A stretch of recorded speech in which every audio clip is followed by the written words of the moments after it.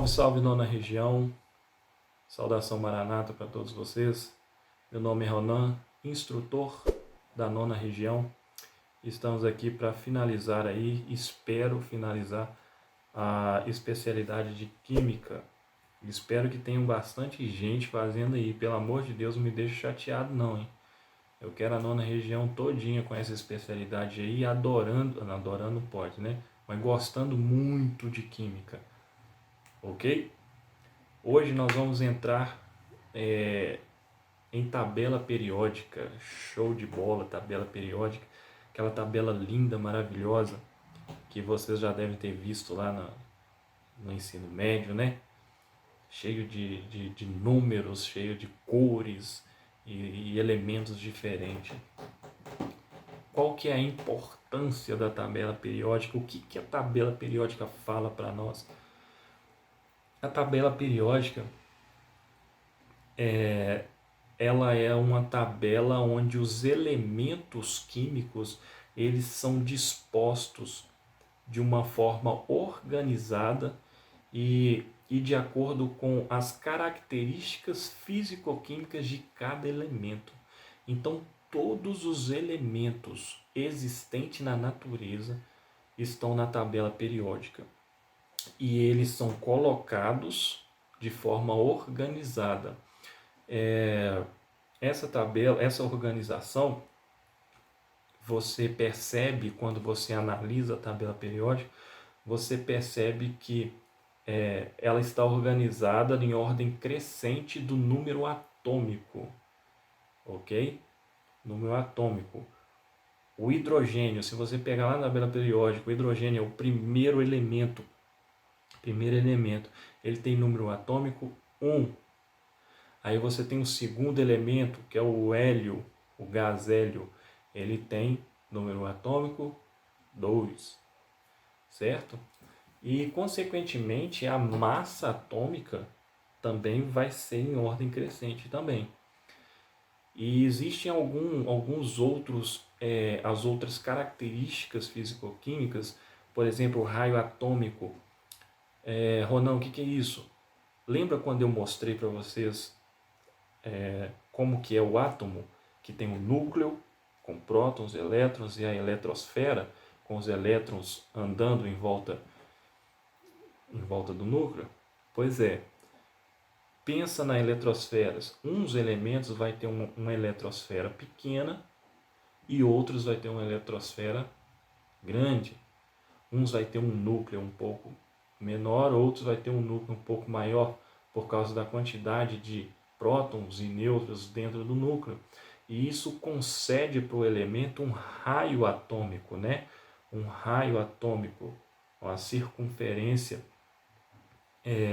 maior ou menor de acordo com o seu número de elétrons, com o seu número de prótons, entendeu?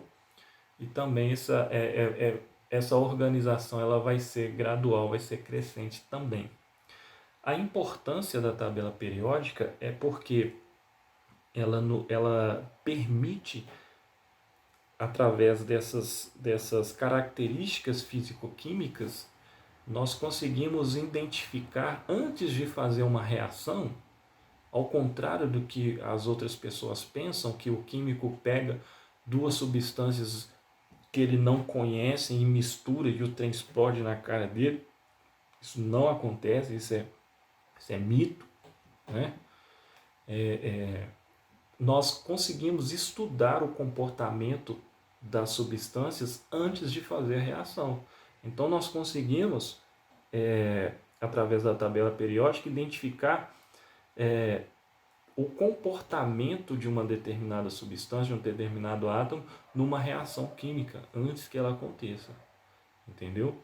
Então, daí a importância da tabela periódica, tá? Você pode ler aí no slide aí e responder através dessa definição que eu coloquei aí para vocês. Você consegue responder a todas as perguntas sobre tabela periódica aí no seu trabalho, ok? Qualquer dúvida pode deixar nos comentários aí. Bacana? E está aí para você a famosa tabela periódica. Fala a verdade, gente, isso é lindo demais. Isso é maravilhoso. Isso é a melhor matéria do mundo. Olha para você ver. Dentro da tabela periódica, só para conhecimento, né? Isso não está pedindo, mas você está fazendo uma especialidade, então que você seja especialista. Dentro da tabela periódica, nós temos alguns elementos que são agrupados com o mesmo tipo de característica físico-química. Se você pegar coluna, né? Nossa coluna é assim, na vertical. A primeira coluna aí, nós temos a coluna dos metais alcalinos, tá? A segunda coluna, que é essa verdinha, nós temos aí a família dos alcalinos terrosos. São alcalinos, mas que têm um comportamento um pouquinho diferente.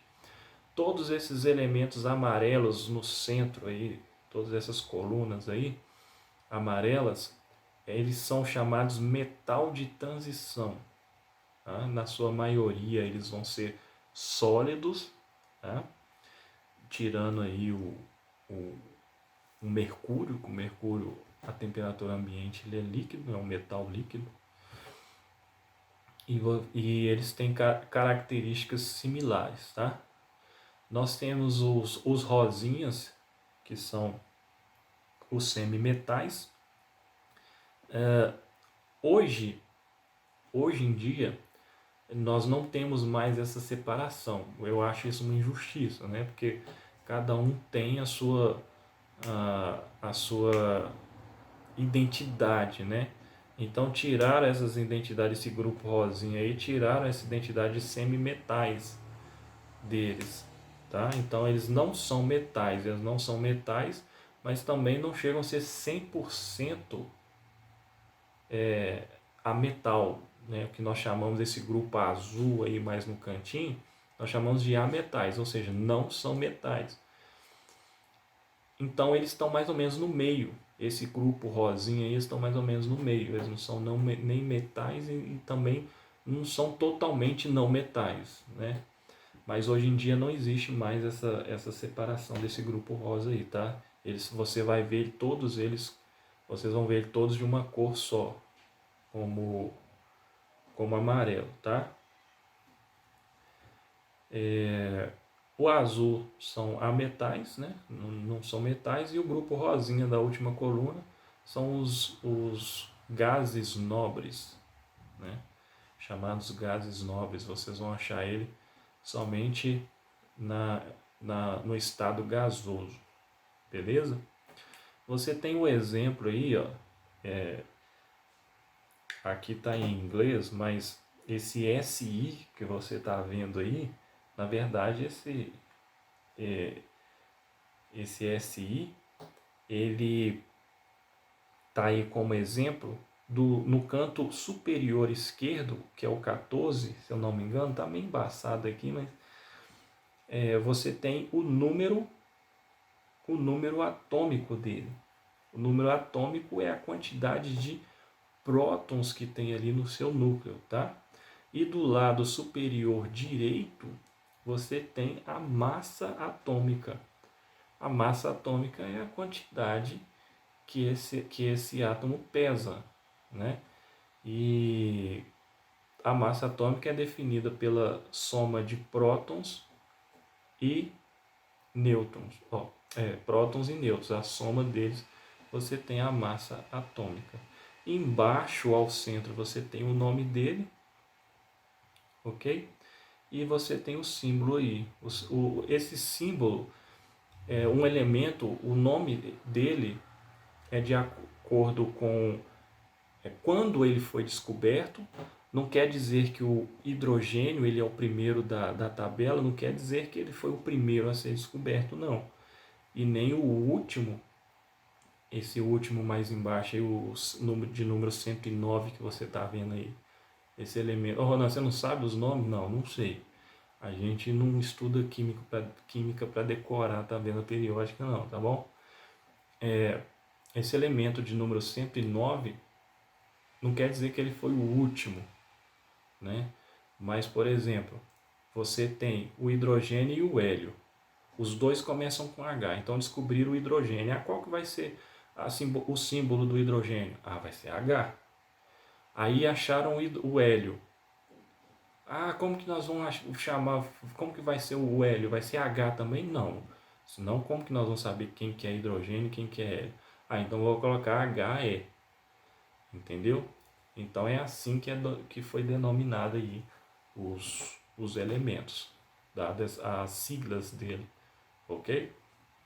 Então tá aí, muito bonita a tabela periódica, show de bola, para que vocês possam se deleitar aí. Elemento químico, na verdade, o elemento químico é o átomo, né? Eles são constituintes básicos da matéria, né? É a menor partícula da matéria. Não sei por que está essa definição aí, mas é o mesmo átomo, tá? E cada elemento químico, ele é especificado, ele é denominado pelo seu número atômico Z. É aquilo que eu já tinha falado para você. Todo átomo é composto do núcleo com prótons e nêutrons e elétrons. O que vai definir o que é um e o que é outro é a quantidade de prótons e elétrons nesse núcleo. Então, o hidrogênio só tem um, o hélio tem dois. Você não vai ter nenhum outro composto no seu estado natural com o mesmo número de prótons no seu estado natural. Aqueles que são um pouquinho mais avançados aí podem me questionar aí, não, eu aprendi que tem sim, com o mesmo número de nêutrons. Isso aí já é outra coisa, tá? Mas no seu estado natural você não acha a mesma substância com o mesmo número atômico, tá?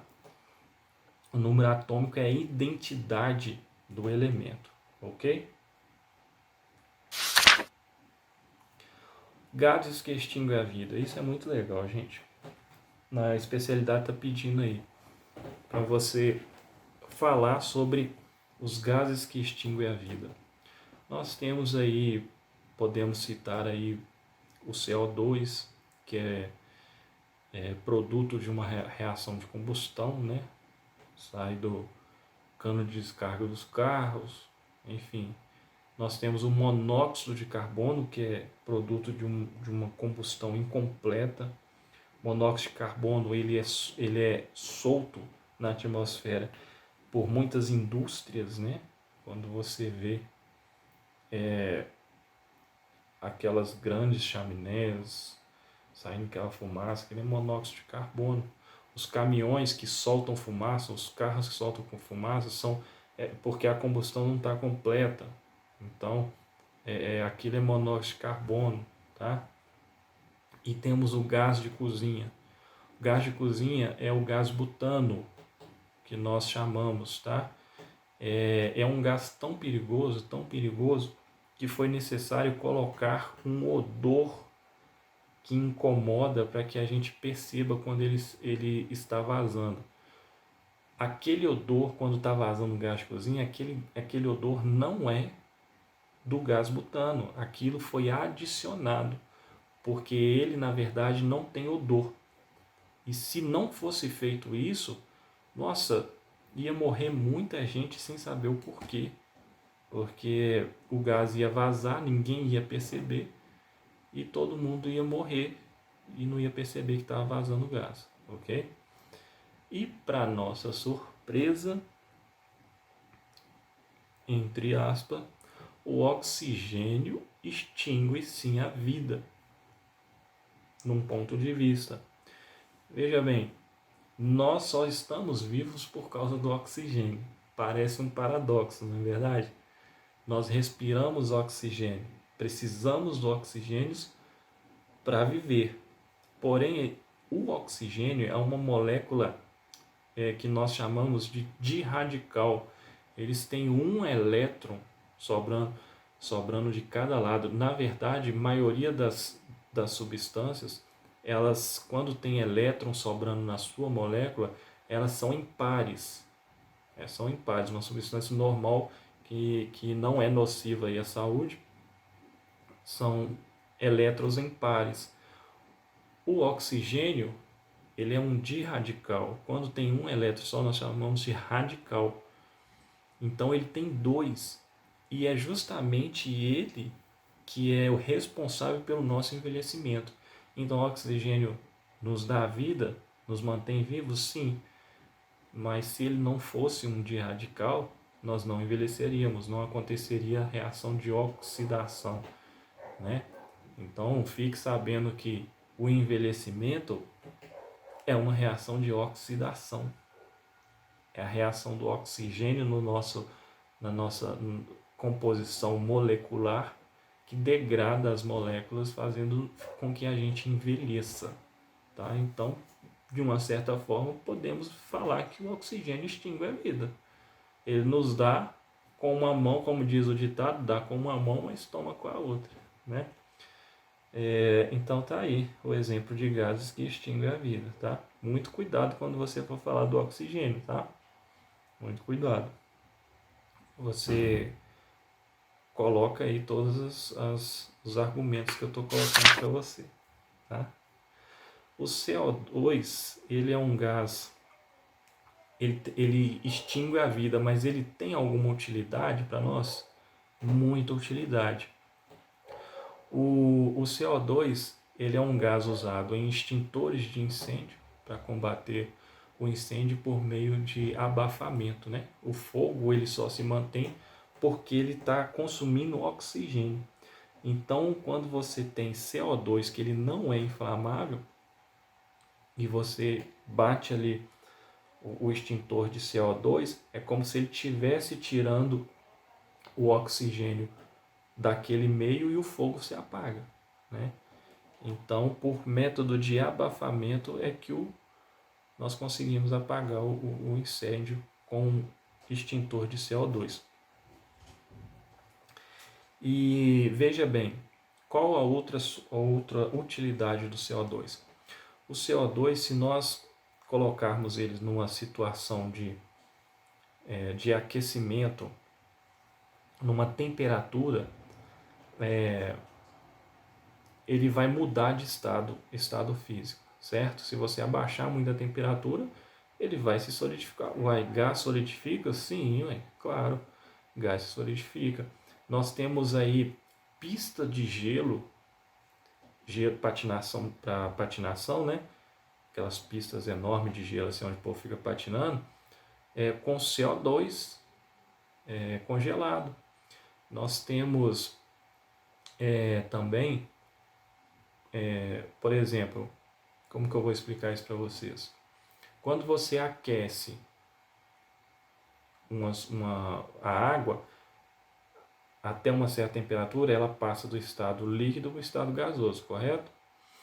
Então, se a gente submeter o CO2 a uma temperatura onde ele vai ficar nesse intermediário entre líquido e sólido, entre líquido e gasoso, nós vamos ter ali o que nós chamamos de fluido supercrítico. Você não consegue identificar se ele é gasoso ou se ele é líquido. Então essa substância supercrítica que nós chamamos, ela é usada, por exemplo, para poder retirar a cafeína do grão de café, e você lava, né? Lava os grãos de café com esse fluido e você retira a cafeína, passa o CO2 para o estado gasoso e você vai ter só a cafeína para você usar, por exemplo, no medicamento, que é usado nos medicamentos para dor de cabeça, né? Então o CO2 ele é um gás que extingue a vida, mas ele tem muita utilidade para o ser humano, tá? O monóxido de carbono, nós temos algumas fontes do monóxido de carbono. Fontes naturais, nós temos aí os vulcões, né? Nós temos o gás natural, que na queima aí produz, né? O CO2, nós temos descargas elétricas, queimas incompletas de combustível, são algumas fontes de monóxido de carbono. Ele é um gás extremamente tóxico para o ser humano, porque nós, quando nós respiramos o oxigênio, né, esse oxigênio ele é levado pela corrente sanguínea nas hemoglobinas, se eu não me engano, né, então elas carregam o oxigênio.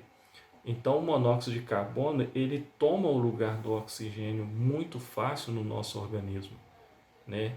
E isso provoca asfixia. A pessoa morre por asfixia, né? Porque o oxigênio vai ser retirado e ele vai assumir o lugar. E como nós não vivemos sem oxigênio, nós morremos por asfixia. Beleza? Galera, para finalizar aí, você vai ter aí no último requisito aí da especialidade uma série de situações para você escolher uma, duas, três, quatro, cinco delas.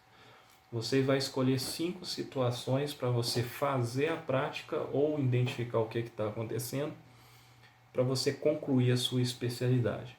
Eu coloquei aí as mais fáceis, né? Uma sugestão minha. A primeira sugestão é do item B. Retirar um cubo de gelo da água sem usar as mãos. Como que você vai fazer isso? Você vai pegar um pedaço de barbante, um pedacinho de barbante de uns 20 centímetros, vai pegar o gelo, colocar na água. Ele vai boiar, correto? Então você vai esticar aquele barbante de forma que ele fique em cima do cubo de gelo. Você vai pegar sal e vai fazer um montinho de sal em cima do cubo de gelo. O que vai acontecer? Os cristais de sal em baixa de temperatura eles tendem a se fundir. Então eles vão se fundir por causa do gelo, que vai abaixar a temperatura e vai formar como se fosse um bloquinho de sal, né? E aí você vai poder levantar o barbante e tirar o cubo de gelo da água sem usar ali as mãos diretamente no gelo, ok? Colocar um ovo em água doce e depois em água salgada. Essa experiência aí vai mostrar a ação da densidade nos corpos, né, na matéria. Você vai pegar um recipiente com uma profundidade razoável e você vai colocar ali açúcar, certo? Quando você coloca o ovo, ele vai afundar. Então você percebe que a densidade, a água, o ovo ele vai ter uma densidade maior, porque ele vai afundar, mesmo com o açúcar. Aí você vai pegar sal e vai começar a adicionar sal e mexer, né, para o sal dissolver bem. Você vai perceber que esse ovo vai flutuar. Isso significa que a densidade da água ficou maior. Então, com a densidade, como o ovo ficou com densidade menor do que a água, o mais denso tende a ficar embaixo, o menos denso tende a ficar em cima. Então o ovo vai flutuar porque ele vai ficar com não é o ovo que vai ficar com a densidade menor, é a água que vai ficar com densidade maior do que o ovo, correto? Essa é a explicação. O item J. O item J, demonstrar a capacidade calorífica da água com um balão e uma vela. Essa aí é show de bola. Você vai precisar de 2 balões. Você vai precisar de uma vela. Você vai encher um balão com ar normal e vai encher outro com água. Não precisa encher até quase explodir não, gente. É só para fazer experiência. Você até um tantinho assim, ó, tá? Você vai acender a vela, vai deixar cair a parafina, prender ela de forma que ela fica bem firme. Para demonstração, você vai pegar o balão que você encheu com ar e vai colocar sobre a vela. O que vai acontecer? Vai explodir, certo? Vai estourar, porque vai queimar. Agora você vai pegar o balão que você encheu com água e vai colocar na vela. fiquem tranquilos, não vai estourar. Você vai deixar ali que você vai perceber que não vai estourar. O que, que é isso? O que está envolvido aí? É a capacidade calorífica da água. O balão estourou, o primeiro balão estourou porque ele recebeu todo o calor da vela. E como ele tem uma matéria frágil, ele recebeu aquele calor, ele não suportou e se desfez. Então foi por isso que ele estourou. Agora, quando você tem um balão com água, o calor fornecido pela vela vai ser absorvido pela água. E o balão só vai estourar quando a água não tiver mais capacidade de absorver toda essa energia, esse calor fornecido pela vela. Quem fez aí o lideraço, quem participou do acampamento lideraço, esse é o mesmo processo que nós usamos para poder cozinhar o nosso arroz no bambu. Ah, o bambu, ele custou a queimar, por quê? Porque tinha água, então é o mesmo processo, tá? O item N, separar açúcar da areia, ele te coloca a mesma situação que eu coloquei lá atrás, no método de dissolução fracionada, a mesma situação, ele te dá essa situação e te pergunta como que você faz para poder separar essa areia do açúcar. Então você dissolve, coloca a areia com açúcar no seu suco, até você ver que dissolveu todo o açúcar, e depois você faz essa separação da areia, porque a areia é sólida, não vai dissolver, mas o açúcar vai, ok?